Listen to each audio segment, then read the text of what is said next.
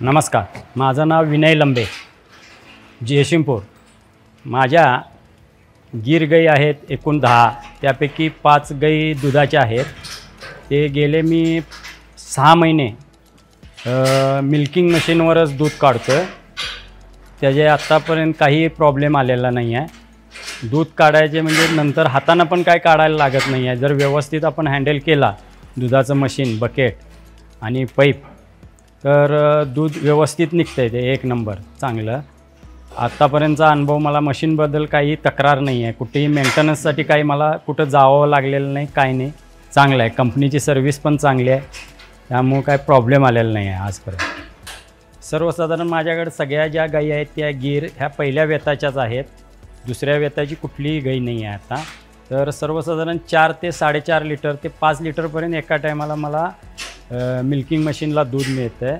आणि ते सर्वसाधारण 3 ते 4 मिनटात दुधाची भरती होते।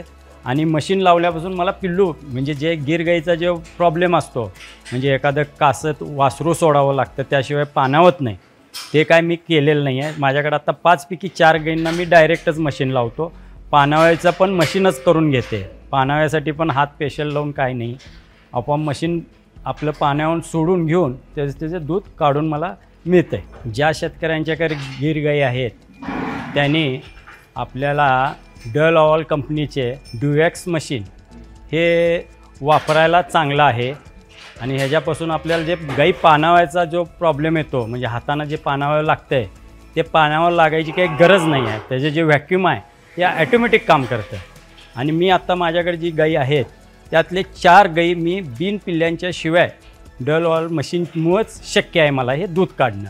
तर शेतकऱ्याने हे अवश्य बघावं गीर गाई वापरणाऱ्यांनी, की हे मशीन घेऊन चांगल्या पद्धतीनं रिझल्ट येऊ शकतो आणि आपल्या कामात वेळ वाया जात नाही। दुधासाठी जे आपण वेळ घालवतो, हातानं दूध काढायचं आहे, ते आपलं निश्चितच वेळ जवळजवळ 70 ते 75% वेळ वाचू शकतो।